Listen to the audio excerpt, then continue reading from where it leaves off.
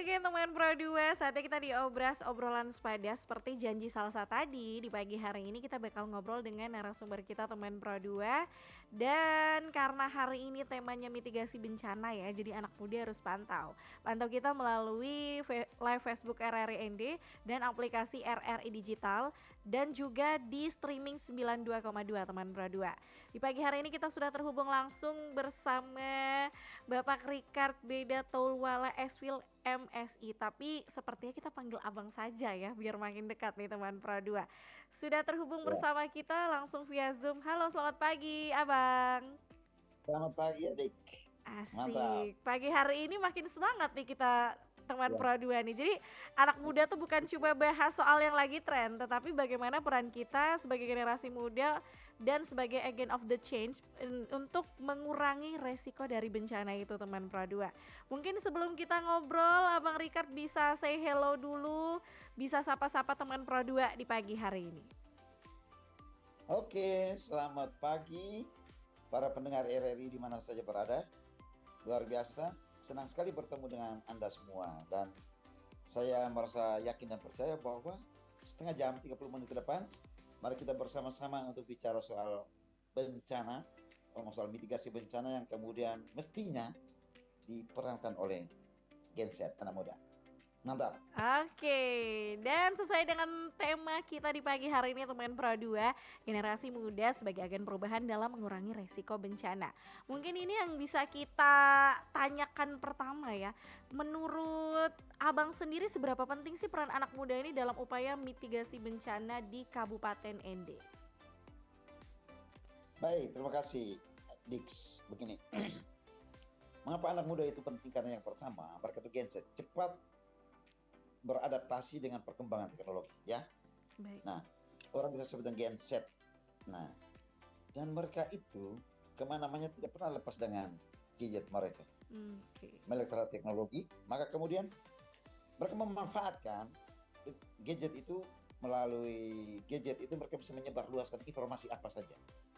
Dan di situ adalah ruang terbaik untuk kita mengirim pesan kepada mereka, untuk mereka mendistribusikan pesan kepada kalayak.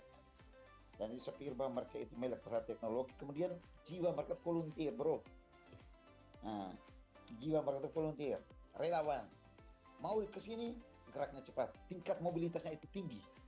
Jadi bukan macam, mohon maaf ya, untuk pada usia sekian, itu ada ke, bukan kecanggungan bahwa ini ada alasan kesehatan segala macam. Tapi mobilitas anak muda ini begitu tinggi. Mau diajak kemana, dengan jiwa volunteernya tadi luar biasa, didukung dengan melek terhadap digitalisasi. Nah, itu luar biasa. Dan bicara soal bagaimana mempersuasi orang, mempengaruhi orang, itu mereka luar biasa. Iya. Tahu tuh anak muda. Mm-mm. Anak muda ngeri sekali kalau bicara itu. Oke, mantap. Jadi mereka itu yang pertama, melek terhadap digitalisasi. Kemudian yang kedua itu punya jiwa volunteer. Yang ketiga, tingkat mobilitasnya tinggi. Dan yang keempat itu memiliki semangat untuk mengedukasi, mendistribusi. Nah, ini di Sasa bisa lihat ya, mereka tuh cenderung itu mendistribusikan pesan di dalam WA itu tinggi. Supaya apa?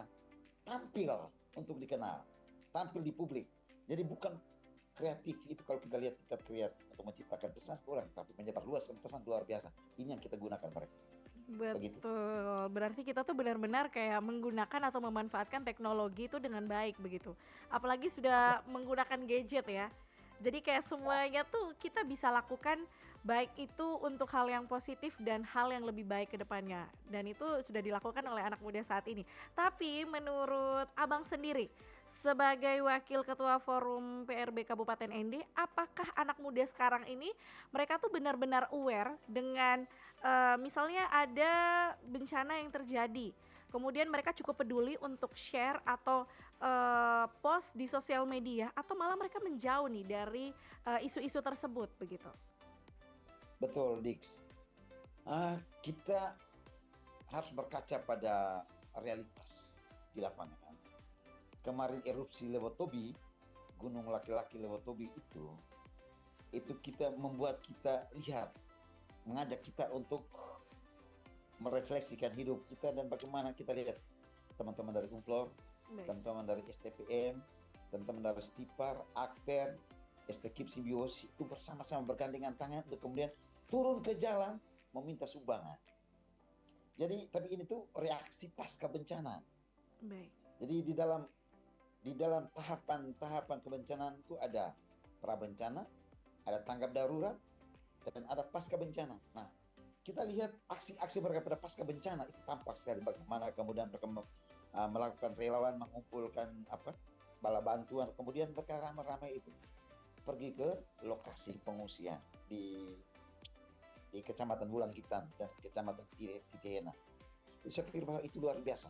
Itu satu fakta yang tidak bisa kita ingkari bahwa hari ini anak muda itu tampil di depan.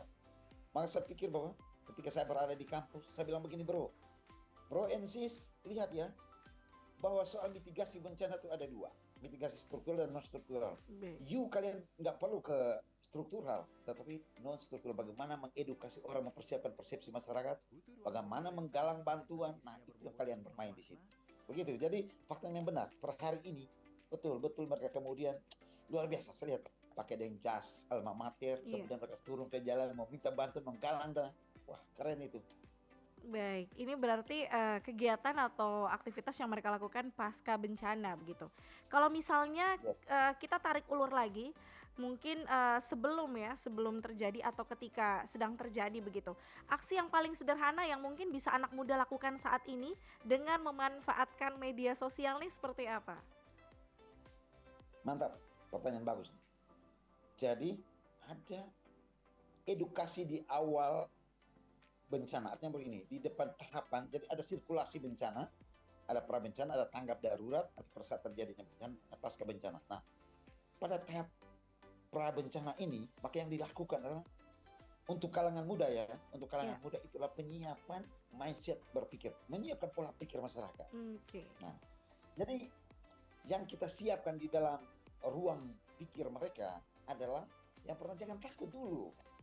Walaupun jadi banyak rasa lucunya bahwa begini, ketika kita mengajar di teman-teman, anak-anak teman-teman mahasiswa, teman-teman mahasiswa, itu luar biasa.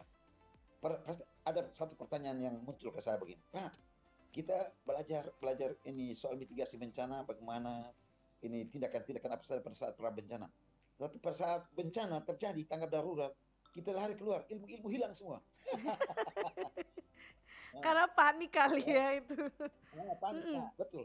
Makanya yang paling pertama dalam edukasi bencana itu menyiapkan mental setiap orang. Setiap orang untuk hadapi yang pertama, jangan panik. Jadi bicara soal mental itu bicara anak muda. Bagaimana anak muda menyiapkan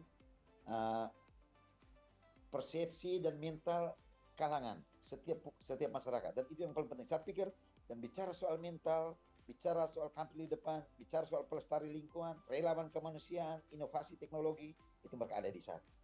Jadi yang poin yang paling penting, yang satu soal bahwa bagaimana gerakan anak muda di masa prabencana adalah edukasi dengan cara apa? Distribusi pesan. Dalam ilmu komunikasi, mereka itu adalah media. Mereka adalah pelaku mendistribusikan pesan. Jadi sukses atau tidak, delay for or no-nya sebuah message itu tergantung dari kekuatan penyampaian pesan itu. Jadi saya pikir anak muda zaman sekarang dengan mindsetnya, dengan kekuatan relawan, tingkat mobilitasnya tinggi, saya pikir cara yang paling cocok untuk kita manfaatkan peran mereka adalah dengan cara mendistribusikan pesan. Edukasi soal bencana. Berarti ini memang harus di-aware sama anak muda ya teman Bro2. Kalau misalnya kalian selain panik, kayak apa sih yang harus kita lakukan ketika kita turun ke masyarakat, ketika kita mau ya, maksudnya ada inisiatif atau empati yang terbangun dalam diri tuh, kayak kita harus apa yang kita lakukan. Itu tadi kita pesan yang harus kita sampaikan tuh benar-benar istilahnya tersampaikan dan tepat sasaran begitu teman Bro2. Dan kalau misalnya kita balik lagi nih, ini mungkin hal yang sedikit kontradiktif ya Abang. Kalau misalnya kita bahas soal anak muda, kalau itu dari aksi-aksi yang maksudnya mereka bisa lakukan, kemudian tindakan yang mungkin itu akan dilakukan oleh anak muda. Tapi bagaimana dengan anak muda yang istilahnya acu tak acu, kayak kurang inisiatif dan kurang rasa empati terhadap resiko bencana nih? Mantap. Nah, anak muda ini kan kita tidak bisa memperlakukan mereka seperti orang dewasa. Baik. Jadi kita mestinya pakai strategi. Kita masuk melalui pintu mereka, tapi kita akan giring keluar melalui pintu kita. Jadi ketika mereka tidak aktif di dalam situ, kita ajak mereka untuk apa sih kemauan mereka. Mereka tuh hobi di bagian mana sih? Hobi piknik. Tadi tingkat mobilitas tinggi kan? Hobi piknik, hobi jalan-jalan. Buat persahabatan bermain bola kiri kanan. Disitulah kita sebenarnya kita masuk melalui hobi mereka, tapi pelan-pelan kita giring keluar melalui pintunya kita. Nah, saya ambil contoh. Kalau kita bicara di dalam, saya ambil contoh, saya wakil ketua forum pengurangan risiko bencana dan adaptasi perubahan iklim Kabupaten Ende, tetapi saya juga seorang akademisi. Saya ambil contohnya di dalam ruang kuliah, di dalam ruang kuliah itu kalau kita bicara soal teori dan konsep, itu tuh tidak mengembangkan kreativitas mereka. Tetapi coba kita ajak, oke, sekarang kita simulasi tanggap darurat ya. Kita ajak berkeluar. Nah, 2 tahun lalu, saya masih ingat 2 tahun lalu itu kami FPRB API bergandengan tangan dengan teman-teman mahasiswa dari Akper ND. Wah, luar biasa. Kami bawa mereka keluar sampai di Wolotolo, Wologai untuk membuat simulasi bagaimana penyelamatan ketika misalnya. Jadi kita lihat dulu apakah desa itu masuk dalam rawan bencana apa. Kalau misalnya banjir, kita bisa lihat menyelamatkan orang pada saat mereka tenggelam, misal. Jadi tidak bisa kita ikut kita punya mau, tetapi kita ikut anak muda punya mau. Saya ini juga masih muda, jadi ketika saya terlibat di dalam FPRB API, itu anak muda satu-satunya di dalam kepengurusan hanya saya. Saya pikir bahwa mempertimbangkan memasukkan anak muda itu, salah satu poinnya adalah bahwa bisa menggerakkan rekan-rekan saya terlibat aktif di dalam situ. Jadi tidak bisa kita ikut kaku berdasarkan kita punya sistem, no. Anak muda, mereka mau pergi ke pantai, ikut aja ke mereka. Tapi sampai di sana ketika kita ikut mereka, dengan sendirinya kita kirim pelan keluar melalui pintu kita. Begitu, Dix. Oke, benar-benar menarik ya. Jadi disesuaikan dengan zaman begitu. Jadi adanya nanti attachment, jadi pendekatan-pendekatan yang bikin anak muda tuh jadi nyaman. Jadi kayak baik itu di dalam rumpun ruang kelas, kemudian di luar ketika kita turun bersama masyarakat, jadi kita sudah diedukasi terlebih dahulu, kita dikasih pendekatan-pendekatan yang bikin kita tuh jadi nyaman. Akhirnya kalau misalnya kita melakukan suatu aksi, tidak harus ya kita kayak aduh enggan atau acuh tak acuh begitu teman Pradua. Oke deh, buat anak muda ini satu catatan yang penting ya buat kita semua. Jadi kalau misalnya kamu hari ini masih enggan atau masih acuh tak acuh, kalian tinggal nonton live kita pagi hari ini melalui live di Facebook RRI ND teman Pradua. Dan kita masih lanjut nanti untuk ngobrol bareng bersama Abang Ricard di edisi Obras pagi hari ini. Kita bakal break sebentar sebelum nanti balik di edisi Obras Obrolan Sepada. Again, teman Pro2 masih di Obras Obrolan Sepada, masih dengan narasumber kita Abang Ricard di pagi hari ini teman Pro2.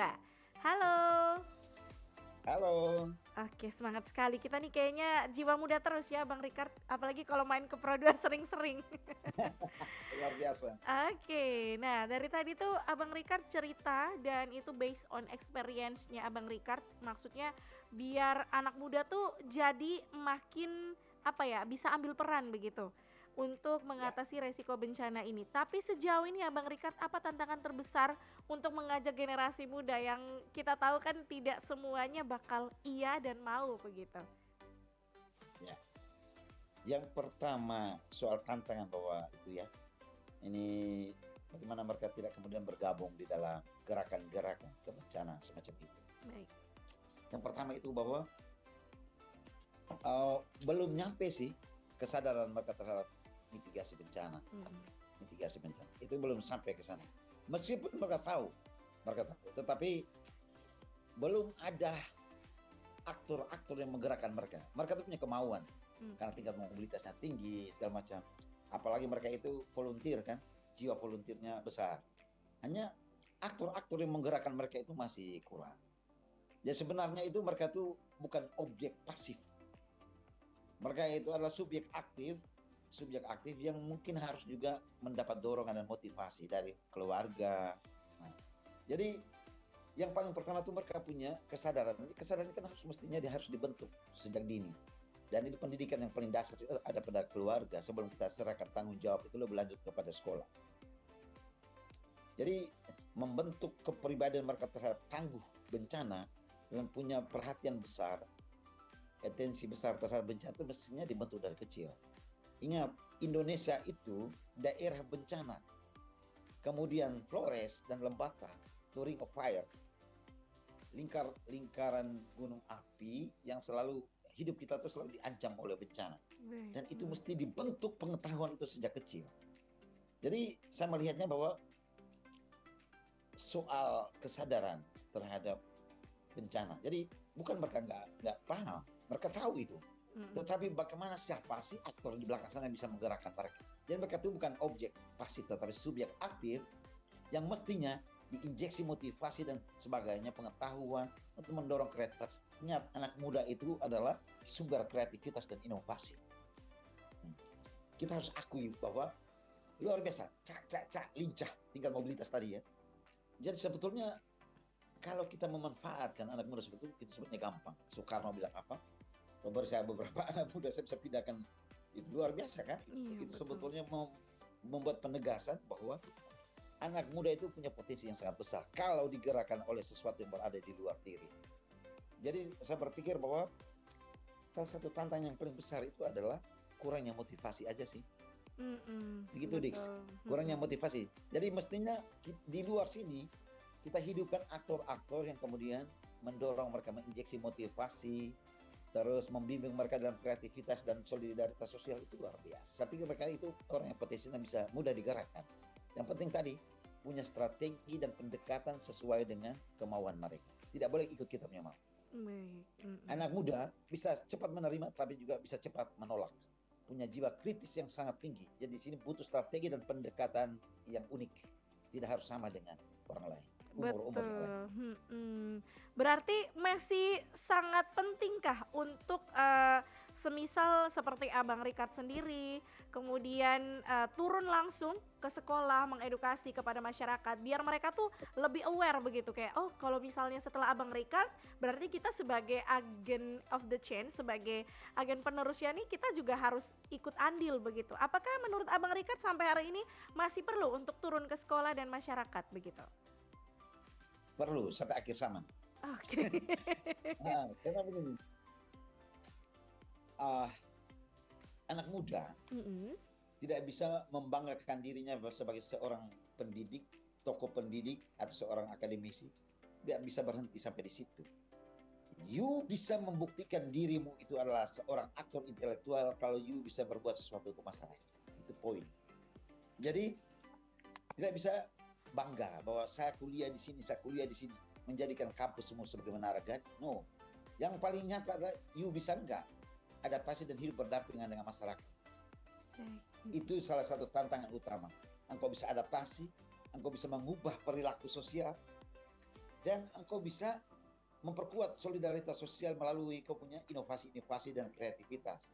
Jadi sampai kapanpun pembelajaran di kampus bukan jawaban utama. Pembelajaran di kampus adalah kesempatan di mana kita mengisi sumber daya masuk ke dalam akal sehat kita. Tetapi bagaimana sumber daya itu diuji di atas lapangan? You harus turun ke lapangan, hidup dan berdampingan bersama masyarakat.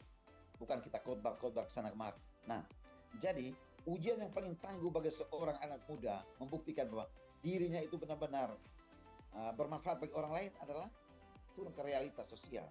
Ambil makna di balik itu. Apakah you mampu atau tidak? Ini saya mau tantang teman-teman anak muda. Para pencinta Pro 2ND, saya mau tantang nih.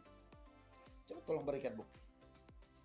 Bahwa pra bencana, tanggap darurat, dan pasca bencana, you hadir dalam 3 fase. Tanpa absen sekalipun. Hadir enggak? Itu persoalan. Jadi bukan soal kita belajar dan mendapat ilmu di kampus. Iya, tetapi betul. ilmu itu harus diuji di atas fakta-fakta di lapangan. Begitu. Baik. Berarti memang harus ikut partisipasi semua, jangan cuma kayak ada pada saat pasca bencana. Jadi pada tanggap darurat, Betul. pada pra Benar, bencana pun kita benar. juga harus aktif begitu. Ini juga catatan untuk diri saya sendiri sih sebenarnya, karena masih muda juga Abang. Mantap. Oke, dan bagaimana untuk anak muda yang mungkin mereka mau memulai untuk bergabung dalam komunitas kayak aksi, gerakan pasca bencana atau pra bencana ini, apa yang harus mereka lakukan sebagai anak muda yang mungkin mereka harus kelihatan lebih aktif begitu? Begini, Dix, kalau mungkin pada pra bencana itu adalah menyiapkan persepsi. Baik, Nah, masyarakat ini kan tidak bisa kita ngomong-ngomong doang, lalu penyampaian pesan, oke, penyampaian, jadi mereka bisa mengedukasi masyarakat melalui media sosial. Karena ini anak muda ini Gen Z nih, dan tingkat mereka untuk bermain media sosial itu sangat tinggi. Coba cek saya berbagai riset yang dilakukan di Indonesia bahkan di dunia, yang usia yang paling menggunakan media sosial adalah anak muda. Yaitu saya pikir bahwa itu adalah fasilitas yang paling bisa untuk kita gunakan untuk menyampaikan pesan-pesan soal mitigasi bencana. Itu di pra bencana. Kemudian yang kedua, kita tidak berhenti bagaimana menyampaikan pesan melalui media sosial, tapi sebagaimana saya katakan tadi, ya, bahwa harus turun ke lapangan, partisipasi untuk edukasi masyarakat. You tidak bisa membanggakan dirimu di kampus aja, Anda harus turun bagaimana pengetahuanmu itu bisa diuji kalau di atas lapangan. Nah, kemudian pada saat tanggap darurat, ini menarik. iya, Tanggap darurat, anak muda itu tidak masuk dalam tiga kategori: lansia, anak kecil, dan perempuan. Itu adalah mereka ini tidak bisa menyelamatkan diri. Jadi anak muda yang punya peran di dalam situ. iya, Itu di dalam betul. manajemen kebencanaan kita diajarkan bahwa Iya, seorang yang mampu menyelamatkan terhadap tiga komunitas tadi: lansia, perempuan, dan anak kecil. anak kecil. Itu hanyalah anak muda. Makanya pada saat tanggap darurat terjadinya bencana terjadi, anak muda jangan lari duluan. Iya, itu, betul betul. itu orang tertawa kita satu semester, bro. Betul betul betul. Kalau panik jangan lari dulu, ada yang harus kita lakukan begitu. Iya. Jadi kalau di dalam ini ada lagu bencana, ada lagu bencana. Itu yang pertama yang ditekankan itu adalah jangan panik, tenangkan dirimu. Iya. Bagaimana kita belajar soal ini manajemen bencana, pas bencana terjadi kita suka kabur duluan. Kemudian yang ketiga soal pasca bencana. Iya. Kalau pasca bencana saya tidak ragu, jiwa volunteer relawannya anak muda ini luar biasa. Itu tanpa disuruh mereka sudah bergerak duluan. Saya pikir itu modal sosial yang kuat yang saat ini anak muda kita ini pertahankan. Baik, berarti memang ini ya anak muda, kalau misalnya kalian dengar obrolan kita pagi hari ini langsung terbuka pikiran, terbuka matanya. Jadi kayak kita anak muda memang harus aktif, selain kreatif dan punya inovasi yang baik, inovasi yang bagus, kita juga harus menjadi anak muda yang aktif begitu. Aktif di berbagai bidang, apalagi soal bencana nih teman Pradua. Agar kedepannya juga Kabupaten ND ini menjadi kabupaten yang mungkin yang sesuai dengan harapan kita begitu. Dan kita sudah di akhir sesi obras nih, Abang pagi hari ini mungkin satu pesan yang bisa Abang kasih ke anak muda, khususnya anak muda yang ada di Kabupaten ND, biar mereka tuh tidak cuma jadi penonton, tapi mereka ikut ambil peran di dalam situ. Lawan stigma.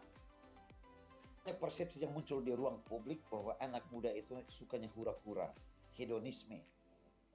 Lawan stigma dan persepsi bahwa hari ini kita bisa hidup, bisa berbagi dengan orang lain, bisa membangun solidaritas sosial, bisa hidup berdampingan, bisa membuktikan pengetahuan yang kita dapat di sekolah, di kampus, membuktikan bahwa anak muda bukan sesederhana itu sebagaimana stigmatisasi atau persepsi yang dibangun bahwa suka hedonisme, suka pesta. Nah, itu kita harus lawan. Iya, Tapi betul. tidak bisa lawan dengan kata-kata, lawan dengan aksi nyata.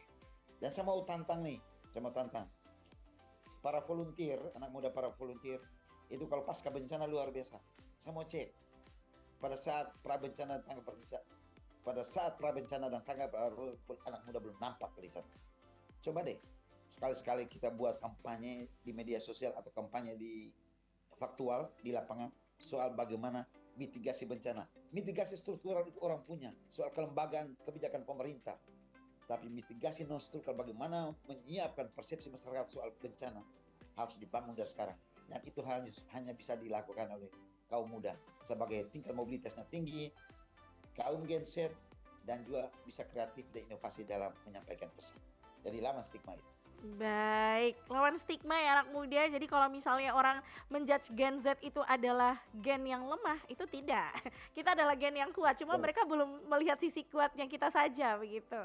Oke Abang, terima kasih untuk obrolan kita di pagi hari ini, penuh insight, dan kita juga sebagai anak muda akhirnya terbuka matanya, kita juga lebih aware dengan apa yang terjadi di sekitar kita teman Pro 2. Terima kasih untuk waktunya, obrolan kita di pagi hari ini sangat-sangat mindful teman Pro 2. Dan untuk edisi Obras pagi hari ini akan selesai akhirnya teman Pro 2 karena 2 menit lagi tersisa. Dan terima kasih buat kalian semua yang sudah membersamai Salsa sejak pukul 4 tadi teman Pro 2. Thank you so much, dan tepat di pukul 10 nanti teman Pro 2 kita bakal relay, bakal ada live talk show ke Indonesiaan teman Pro 2. Langsung saja saya Salsa, see you on the next day part. Bye bye.